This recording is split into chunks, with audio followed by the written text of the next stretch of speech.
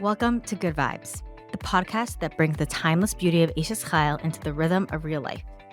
Each week, we unpack one pasuk, not as a shir, but as a spark for honest conversations, refreshing insights, and a little Torah light you can carry with you.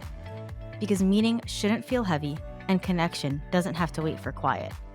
This is Good Vibes, for the Jewish woman who's doing a lot and still reaching deeper.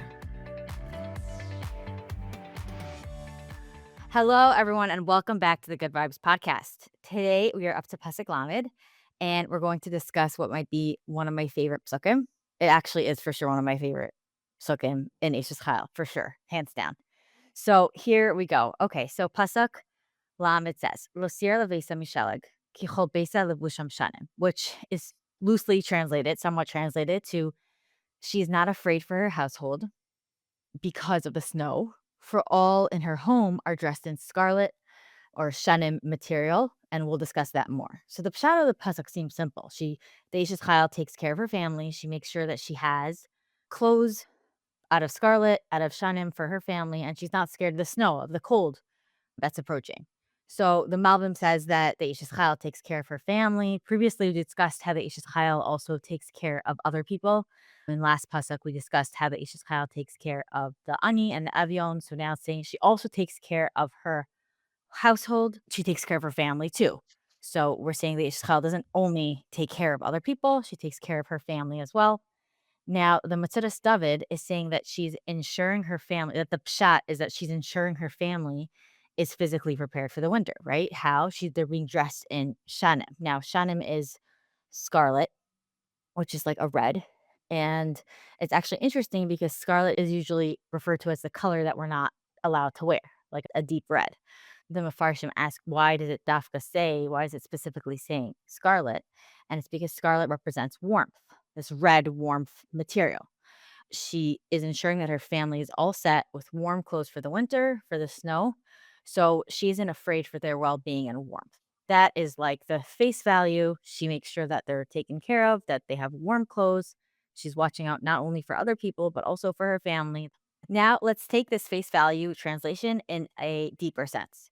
So, why does it specifically say snow? Why does it specifically say scarlet, shanim? So, scarlet, we briefly mentioned how it is, shanim is scarlet, which is a red, and it hints to physically the warmth, that the shanim material is warm, and that the red represents the emotional aspects of warm.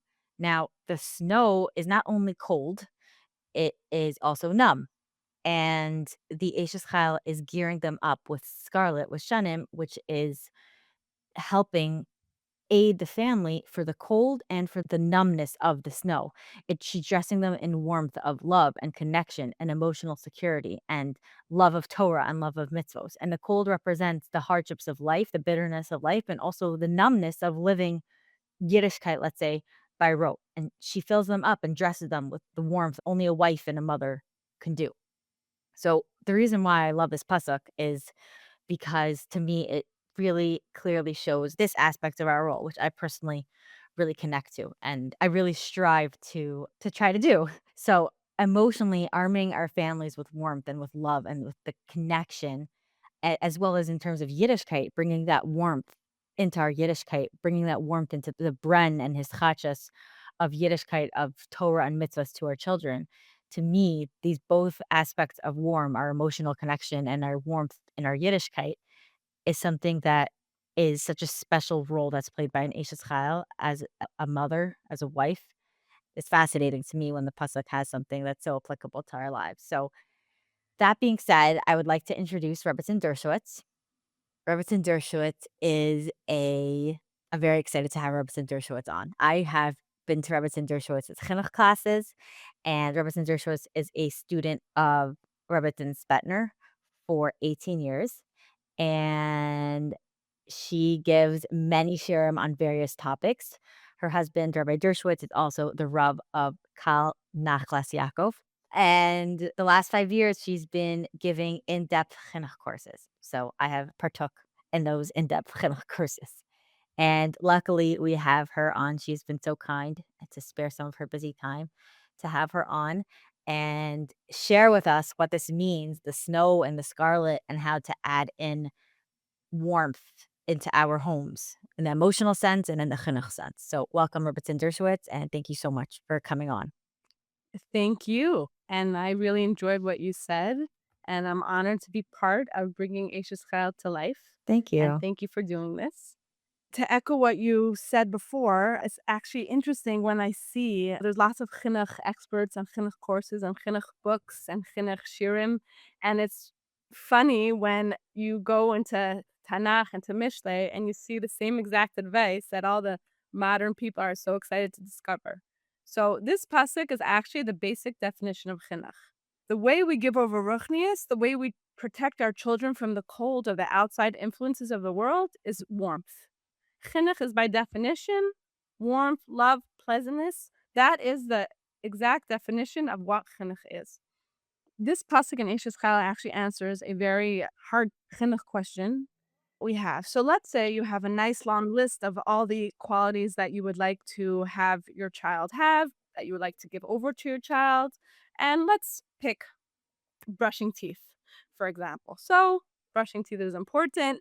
It's important to have good hygiene. It saves you some time at the dentist, and you want your child to brush their teeth. So, it's bedtime, and you go to your little Maishi and say, Maishi, it's time to brush your teeth. Now, as most little boys would prefer, Moshe would rather play with his Lego and he does not want to brush his teeth. So you try to bribe him, you try to distract him, but it's not working. So eventually you decide you're going to threaten him. And you'd say, Moshe, you have to brush your teeth. And you get him to the bathroom and you brush his teeth and he brushes his teeth. And this happens night after night. And you reach adulthood and you've given over to your child that every night he should brush his teeth. And he does every single night brush his teeth. Now, at the end of the day, we don't really care if he loves to brush his teeth, he hates to brush his teeth. He could write nice poems about how much he hates brushing his teeth. All we care about is that he brushes his teeth. And hopefully, as an adult, he'll also brush his teeth. He'll understand that it's important to brush your teeth. Probably a lot of his genetics, anyways. But bottom line, it doesn't really bother us so much if he has extreme dislike towards brushing his teeth. Now, there's a problem with ruchnias. He would repeat the same scenario and put instead, let's say, davening shachris. So you want your little Maishi to daven shachris. So he's playing with his Legos, same scenario. Now this time, you force him to daven shachris, and he davens, but he grows up, and after being forced time and time again, he hates davening shachris. You might have gotten him to daven shachris, but he doesn't like it. And when he becomes an adult, one of two things might happen. Either he will daven shachris but mumble the words and his heart will not be in it, or he'll just stop davening shachris. So this is the problem with ruchnias. With ruchnias, a child needs to want to do something.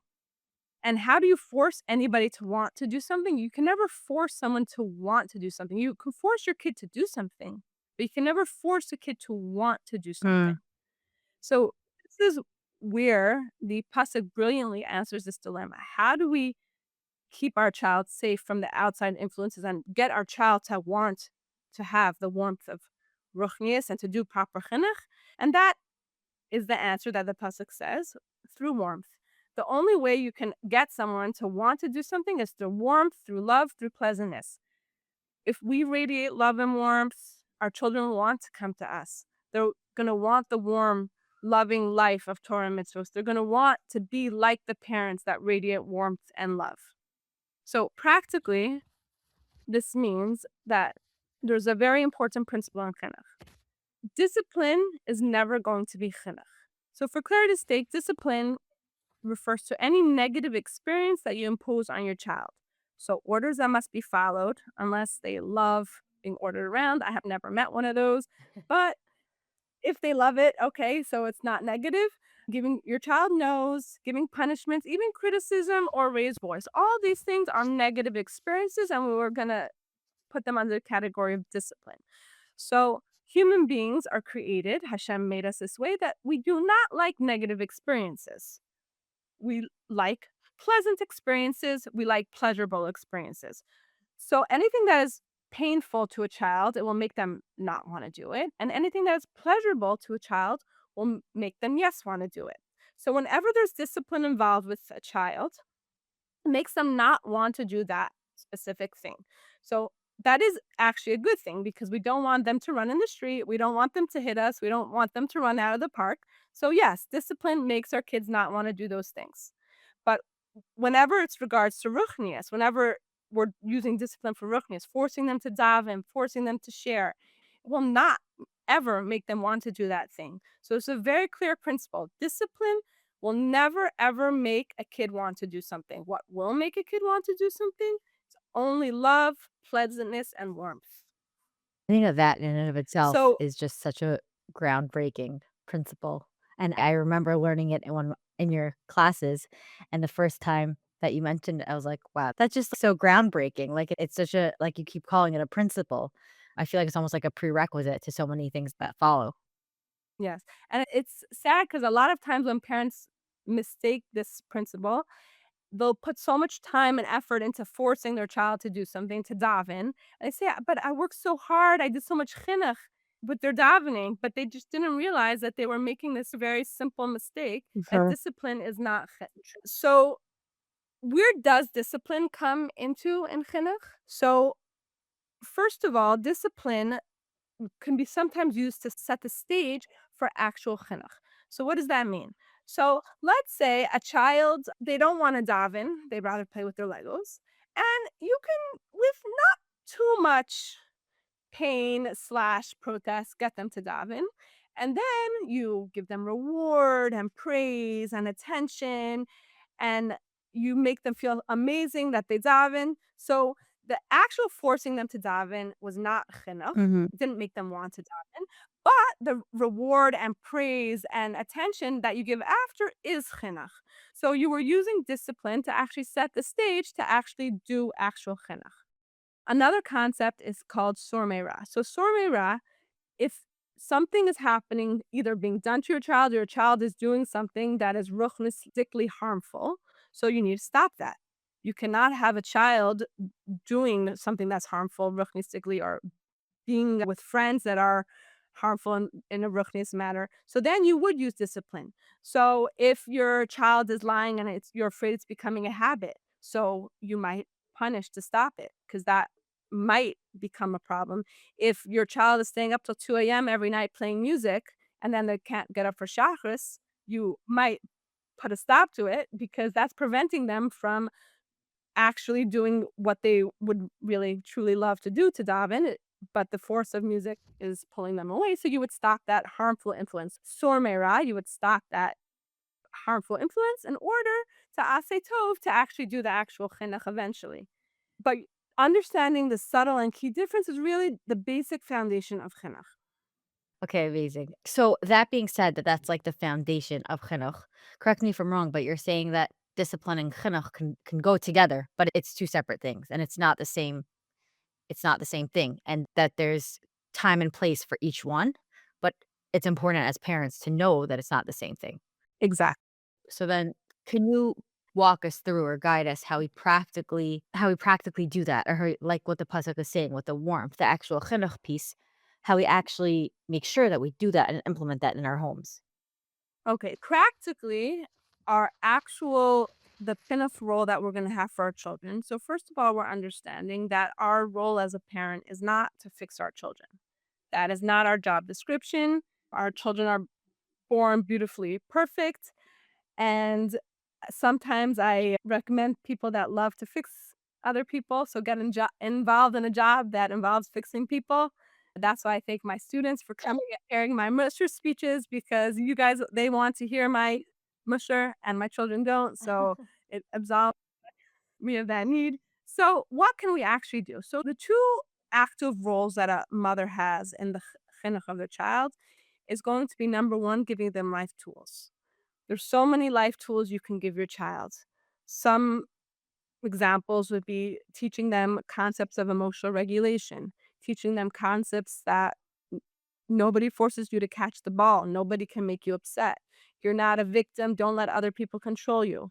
Oftentimes, I'll have my kids will get in a fight and they'll stomp off to the room and sit out at the Shabbos table. I'll go over to them and say, "You're letting, not only did Maishi get you upset, but you're actually letting Maishi ruin your Shabbos table for you." Mm. teaching them these basic concepts about also practical things like money skills, organizing skills, helping develop their talent, social skills coaching, tutoring if they're behind in their academic speech therapies, just general life skills to help them in life. So that would be the first thing that we as a mother are doing. And the second thing is to build them up. So practically, this means providing them with opportunities for success. When you let your child set the table, even if the forks and the knives are not how you like it, and then they come to the Shabbos table and everyone's praising them and making a big deal, they feel good. They want to do it again. If you let them help in the kitchen, even though it makes it 10 times harder, eventually they're going to get good at it and they actually will be helpful. And my daughter now, she's a better baker than I am. And in terms of actual mitzvos, you're always going to choose the smallest amount where it's easy for them to do and they can feel success. A child naturally wants to feel success. Success is a pleasurable feeling. You don't need to be told, oh, success is good. Do that again. That felt good. No, it feels really good. So a child that has easy, nice little stepping stones and little easy opportunities for success will want to continue to go and feel more and more feelings of success. On an emotional level, the job of a mother is to be their biggest believer. The word Ima has the same root as Amuna, Mm. and the probably the most powerful tool a mother can use for her children is just to believe in them, to be their biggest cheerleader. And I like to give the example of a developer that comes to an empty lot, and most people will see an empty lot and see gravel and dirt, but a developer comes and literally sees dollar signs. And a mother has to look at their child, even with all their flaws and all their shortcomings and all their mistakes, and literally see dollar signs in their child. And the more a mother believes in the child, the more the child will actually become that the person that they believe that the mother believes that child could be. And the mother actually becomes the child's inner voice, and that voice that goes throughout your life saying, I'm capable, I'm resilient, or I'm a failure, I can't do this. That really, the mother has a huge influence in a child's voice throughout their life. So that really is the two main tools that we can use for our children. Okay, so that being said, maybe you can give us some more examples of warmth and ruchnia so we can get a better understanding. Okay. So I've heard in the name of Revolpi that chinuch is 90% action and reaction. So what does that mean? So action means modeling. A mother that takes her davening seriously will very likely have children that take their davening seriously. A mother that does chesed, a mother that does kibbud avim will very likely have children that do the same. And what is reaction? Reaction is just a natural overflow of internal passion. It's not something that's planned, it's not something that's calculated. It just happens, just like a cup of soda overflows, just something inside of you that flows out. So, a mother's internal passion for ruchnias is one of the most important chinuch tools. A child, through basically, it's like ruchnias osmosis, inhales whatever you are passionate about. Your deepest values become theirs. And parents often ask me, if I don't tell my child I don't like X, Y, and Z, how are they ever going to know? And I tell them, they're just going to know because kids soak in and understand what you like and what you don't like. It's literally like osmosis. Whatever you're passionate about, whatever you care about, your child will literally soak it in. So a mother has to live a life of passion for Yiddishkeit. They have to wake up and say, I'm getting to live a life of Torah and mitzvos. I don't say a bracha so that I can eat food. I eat food so I could have the opportunity to say a bracha. I get the privilege of helping my parents and doing kibbud avim. I'm so excited for the gift of Shabbos. I'm so excited for the Yom Tovim. We need to feel alive and passionate about serving Hashem. And this is where the pasuk in Eishes Chayil gives us this chinuch perspective. So on this pasuk, Rav Tzadok HaKohen explains that one of the powers of Amalek, or the Yetzer Hara, is called Sheleg. Wow. And like we see in the about Amalek, a karcha baderech, this powerful tool of Amalek is to cool down a person's passion for avodas Hashem. The Yetzer Hara doesn't say, "Oh, turn on the light on Shabbos." They're not going to get us like that. What does the Yetzer Hara do? the Yetzer Hara cools our passion for Yiddishkeit. So while this is a problem for everyone, for every Eved Hashem, this is specifically important for us as mothers because our children's ruchnius really depends on us having passion for Yiddishkeit. So as Jews, we always have a spark within us, but the stress of our daily life and the power of Hergel slowly chips away at our spark. So a mother has to make a conscious decision to continuously fan the flames of their spark inside, to reignite their passion, not for yourself, for the sake of your children. Read books. There's so many amazing books out there. Listen to shirim, listen to podcasts. I know a great podcast about Eishes Chayil. There's so much out there, but you need to understand that you have to make an active decision as a mother to inspire yourself, because if not, life happens, the daily grind of life happens, and your children's ruchnius really, really depend on you having that spark and that passion for Yiddishkeit. So you need to make a decision right now that you're going to inspire yourself and make it a priority to actively choose to fan that flame of passion.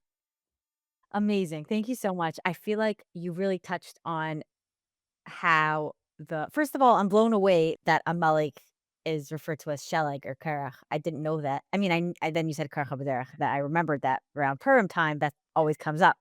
But I think it's so fascinating how we see that in the pasuk and that cooling of ruchnius. And I think that again, this pasuk held almost like two sides of warmth. The warmth that we use when, like you taught us, that we want to pass over something, that the warmth in chinuch, the warmth that if you want something to, you want your kids to do something, there's discipline and there's chinuch, and chinuch comes with warmth. And then you touched on the fact that there's warmth in our hischachos, our bren for Yiddishkeit itself, when it's ruchnius by osmosis, when we have that warmth and that excitement within us, that's how our children get it. So thank you so much. Thank you for coming on and for shedding some much needed light on these topics. And I really appreciate it. And it's so good to see you and speak to you and hear your wisdom again. So thank you for partaking in the podcast. Pleasure. Thank you. Thank you for joining us, everyone. Please reach out and email us with any questions or thoughts. We would love to hear from you. Stay tuned for some more good vibes.